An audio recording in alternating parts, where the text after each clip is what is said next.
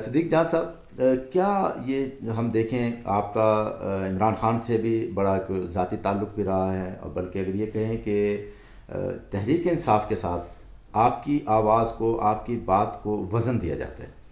تو کیا یہ وجہ بنی کہ ایک اچھی خاصی، پہلے تو ہم چلیں گے سابق دور سے، اچھی خاصی حکومت عمران خان کی چل رہی تھی،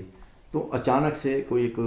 وجہ بنی جو عمران خان خود بھی نہیں سمجھ سکے، اور پھر ان کو حکومت سے الگ کر دیا گیا؟ تو کیا آپ کہیں گے؟ مجھے اس حوالے سے بتائیں۔ دیکھیے اس میں تو آپ یہ چیزیں اسٹیبلشڈ ہیں کہ بیرونی فیکٹرز تھے، بیرونی فیکٹرز کی وجہ سے عمران خان کی حکومت گئی، ورنہ اس وقت دیکھیں نا کہ پی ڈی ایم نے کیا کہا تھا کہ کیوں ہم عمران خان کی حکومت گرانا چاہتے ہیں۔ انہوں نے کہا تھا اس لیے گرانا چاہتے ہیں کہ مہنگائی زیادہ ہو گئی ہے، اور انہوں نے کہا تھا کہ ہم آئیں گے تو پیٹرول سستا کر دیں گے، ڈیزل سستا کر دیں گے، یہ چیز کر دیں گے، وہ چیز کر دیں گے۔ آپ اگر پی ڈی ایم کے جتنے دعوے تھے اس وقت، ان تمام دعووں کو اگر آپ ایک سائڈ پہ رکھیں، یعنی انہوں نے کہا کہ ہم مہنگائی کو کم کر دیں گے، تو آپ اس وقت جب وہ یہ بات کر رہے تھے اس وقت مہنگائی کتنی تھی، اور جب ان کی حکومت آئی تو وہ کس کس ریشو سے بڑھتی چلی گئی، اور آج وہ کہاں پہ ہے، تو آپ کو زمین آسمان کا فرق نظر آئے گا۔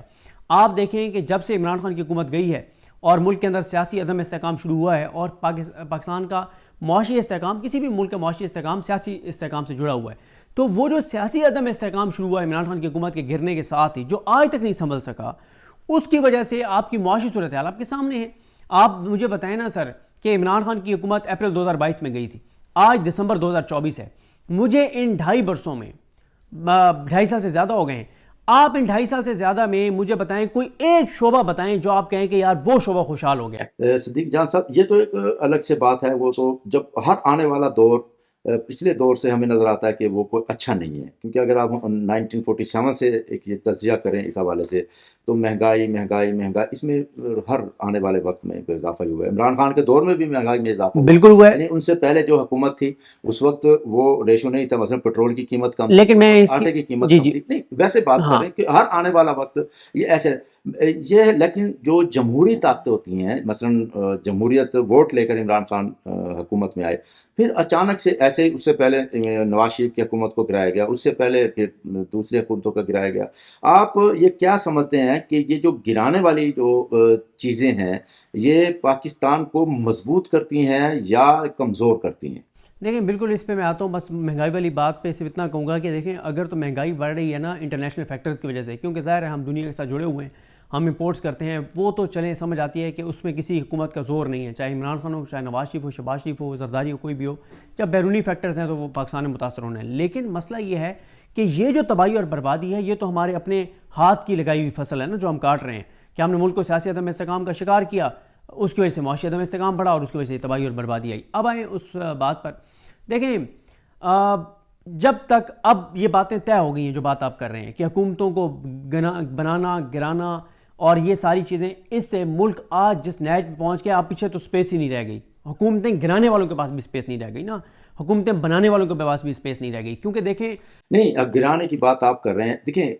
گرانے والوں کے پاس بھی اگر سپیس نہیں رہی، ابھی آپ نے کہا تھا کہ پاکستان کی جب عمران خان کی حکومت گرائی گی، وہ بیرونی عناصر اس میں ملوث جی تھے۔ جی بیرونی عناصر یعنی نواز شریف کی گورنمنٹ کو بیرونی عناصر، بے نظیر بھٹو کی گورنمنٹ کو گرانے میں بیرونی عناصر، عمران خان کی حکومت گرانے میں بیرونی عناصر،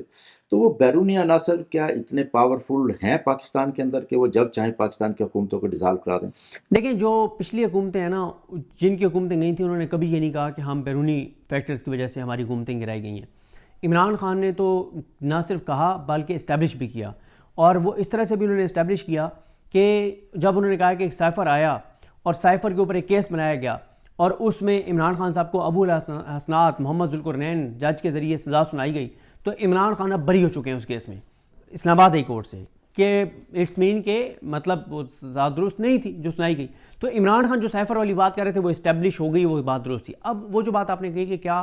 جو بیرونی قوتیں ہیں وہ بالکل بالکل بالکل وہ اتنی طاقتور ہیں کہ وہ ایک بندے کو کہتے ہیں کہ ہمیں عمران خان نہیں چاہیے تو عمران خان کی حکومت نہیں رہتی۔ اچھا، عمران خان کو کس نے کہا تھا کہ عمران خان نہیں چاہیے؟ بیرونی طاقت کا نام بتائیں۔ دیکھیں وہ تو سائفر میں عمران خان نے جو بات کہی، امریکہ؟ امریکہ ڈیفینیٹلی، لیکن امریکہ کی تو ابھی کانگریس نے 80 یا 90% ان کی کانگریس نے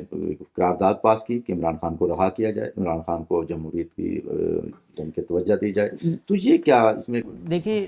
بات یہ ہے کہ ایک تو یہ اب یہ چیز آ رہی ہے نا، جب ایک اس کے بعد 2-2.5 سال جو کچھ پاکستان کے اندر ہوا، پھر ظاہر ہے اوورسیز پاکستانی وہاں پہ کوششیں کر رہے ہیں، وہ اپنے وہاں جو ممبر ہیں وہاں کے، چاہے وہ کانگریس کے ہیں، سینٹ کے ہیں، ان کو وہ انفلوئنس کرتے ہیں، ان سے وہ ملتے ہیں، تو اس کی وجہ سے انہوں نے جو کوشش کی اس کی وجہ سے یہ ہوا ہے. لیکن بات یہ ہے کہ امریکی کانگریس میں کیا قرارداد پاس ہو رہی ہے وہ میٹر نہیں کرتا اتنا زیادہ، جب تک وہاں کا جو صدر ہے، وہاں کی جو اسٹیبلشمنٹ ہے، وہاں کی جو حکومت ہے، وہاں کے جو ادارے ہیں، وہ کسی چیز کے اوپر فیصلہ نہ کر لیں. اور جو بائیڈن نظامیہ کا فیصلہ ظاہر یہی تھا کہ عمران خان ہمیں نہیں چاہیے. تو ڈونلڈ ٹرمپ کا اپنی حکومت آ رہی ہے اور وہ ابھی حلف اٹھانے والے ہیں 1 مہینے کے بعد، تو اس طرف ہم بعد میں آئیں گے. لیکن سر اگر ہم 26 نومبر پر رہیں تو آپ کیا اس حوالے سے کہیں گے کہ یہاں پر جو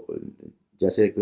حملہ کیا، اسے کچھ لوگ تو کہہ رہے ہیں کہ حملہ کیا تحریک انصاف کے لوگوں نے جو KPK سے چلے، اور اس میں کسی 3 صوبے جو باقی پاکستان کے ہیں، صوبہ سندھ، صوبہ بلوچستان اور صوبہ پنجاب، ان کے لوگ اس میں شامل نہیں تھے، صرف کیونکہ وہاں حکومت تھی اور حکومت نے اپنے لوگوں کو، یعنی کہ کچھ لوگ تو یہ کہتے ہیں کہ ان کو پیسے دے کر یہاں پر لایا گیا، کچھ لالچ دے کر لایا گیا،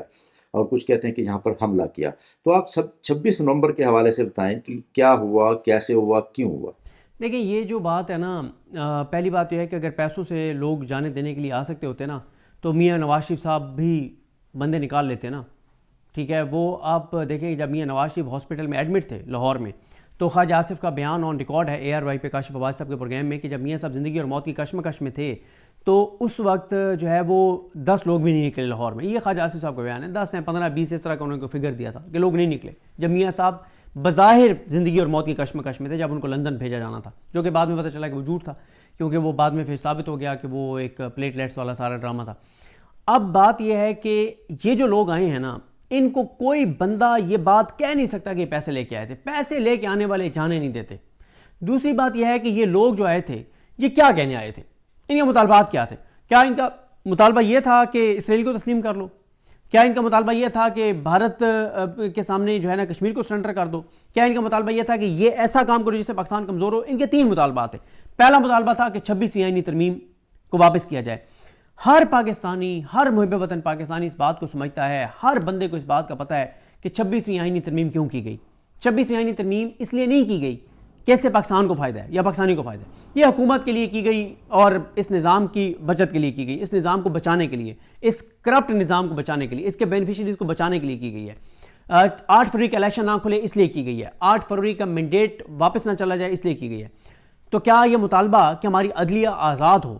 انڈیپینڈنٹ ہو، کیا یہ مطالبہ غلط ہے؟ بالکل نہیں ہے. اور اگر عدلیہ آزاد ہوگی تو پاکستان مضبوط ہوگا یا کمزور ہوگا؟ مضبوط ہوگا. دوسرا ان کا مطالبہ کیا تھا کہ مینڈیٹ عوام نے جس کو ووٹ دیا ان کو مینڈیٹ واپس کر دیں. اس میں کون سا پاکستان کمزور ہے؟ یہ درست بات ہے. مطلب دیکھیں نا کہ جو لوگ، اور تیسرا بھی میں بتا دوں، تیسرا یہ تھا کہ جو بے گناہ قیدی ہیں ان کو آپ رہا کر دیں. دیکھیں ATC کا قانون ہم عدالتوں کو کور کرتے ہیں اور اس پہ بیسٹر سعد رسول صاحب نے بڑی تفصیل سے ایک ویڈیو میں وہ سارا قانون ہمیں سمجھایا اور بتایا،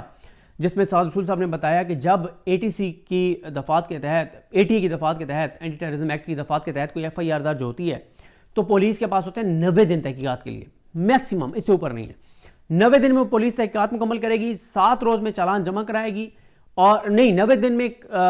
وہ تحقیقات مکمل کر کے چالان جمع کرائے گی. چالان جمع ہونے کے 7 دن کے اندر اندر ٹرائل مکمل ہوگا ATC میں، اینٹی ٹیررزم کورٹ میں، اور میکسیمم 2 ایڈجرنمنٹس ہوں گی ایک دن کی، یعنی 9 دن. یعنی 99 دنوں میں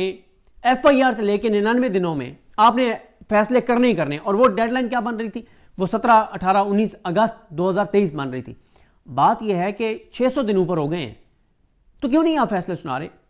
وجہ ہمیں بھی پتہ ہے. نہیں، بات یہ چل رہی تھی کہ جو 26 نومبر کا جو مسئلہ ہوا، اس میں جو KPK سے لوگ آئے، تحریک انصاف کے لوگ آئے،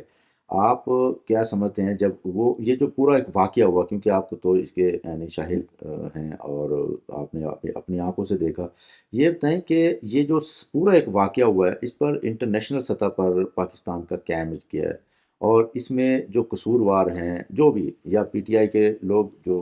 بقول حکومت کے کہ انہوں نے یہاں پر حملہ کیا، یا وہ جنہوں نے فائرنگ کی، تو فائرنگ کے بعد تو یہ صورتحال یہ ہے کہ تمام ہسپتالوں سے ایک پریس ریلیز جاری ہوئی کہ یہاں پر کوئی نہ ہی ڈیڈ باڈی آئی ہے اور نہ ہی کوئی یہاں پر زخمی آئے ہیں. تو اس پورے بتائیں، اس کیا ہے، یہ حقیقت کیا ہے؟ دیکھیں بات یہ ہے کہ PTI نے 12 نام بھی جاری کر دیا نا اب تک کہ یہ 12 لوگ ہمارے شہید ہوئے ہیں. حکومت جو کہ ایک وہ انور مقصود صاحب نے کہا نا کہ ناجائز اولاد تو ہم نے بہت جگہوں پہ بہت بار سنتے ہیں، لیکن ناجائز حکومت اگر کہیں دیکھنی ہے تو صرف پاکستان میں۔ بات یہ ہے سر کہ اگر حکومت کہتی ہے کہ کوئی گولی نہیں چلی، چلیں ہم حکومت کی مان لیتے ہیں کہ گولی نہیں چلی، اس کے ایک آسان حل، تو آواز سب نے سنی، میں وہی کہہ رہا ہوں، بالکل مسلسل فائر ہوتے رہے، بالکل رات کو 11:30 کے بعد، بالکل، چلیں میں وہی کہہ رہا ہوں کہ ہم ایک لمحے کے لیے ہم حکومت کی بات مان لیتے ہیں، اس کا پھر طریقہ کیا ہے؟ سیف سٹی کیمرے سب سے زیادہ جہاں پہ لگے ہوئے ہیں نا وہ یہ ایریا ہے، بلیو ایریا اور یہ ریڈ زون ہے، سب سے زیادہ سیف سٹی کیمرے وہاں پہ لگے ہوئے ہیں،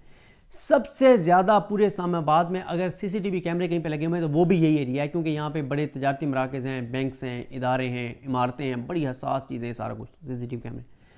پہلی تو حکومت یہ کرے کہ سیف سٹی کیمرے کی 15 گھنٹے کی 10 گھنٹے کی ویڈیو جاری کر دے، بغیر ایڈٹ کے، کہ یہ ہے، ہم یہ منہ پہ مار رہے ہیں سب کے، یہ جو صحافی جھوٹ بول رہے ہیں، یہ ہے 10 گھنٹے کی فوٹیج، دیکھو گولی کہاں چلی ہے، نمبر 1۔ نمبر 2، وہ کہتے ہیں اچھا تم کہتے ہو ہسپتالوں میں لائے ہیں زخمیوں کو، آؤ یہ 12 گھنٹے کی فوٹیج ہے یا 24 گھنٹے کی فوٹیج ہے پمس کی، یہ پولی کلینک کی ہے، یہ سی ڈی ہاسپٹل کی ہے، جاری کر دیں۔ وہاں تو لائے ہیں، ہم نے خود دیکھے ہیں، زخمی دیکھے ہیں ہم نے، ٹھیک ہے، تو بات یہ ہے کہ گولیاں لگی ہیں، گولیاں ماری گئی ہیں، اور سر بات یہ ہے جب آپ گولی چلا دیتے ہیں نا، پھر اس کا مطلب کیا ہوتا ہے؟ جب کوئی آپ کے پاس آرگومنٹس ختم ہو جاتے ہیں، آپ کے پاس اور ہر طریقہ ختم ہو جاتا ہے، تو پھر اینڈ پہ آپ گولی چلاتے ہیں نا۔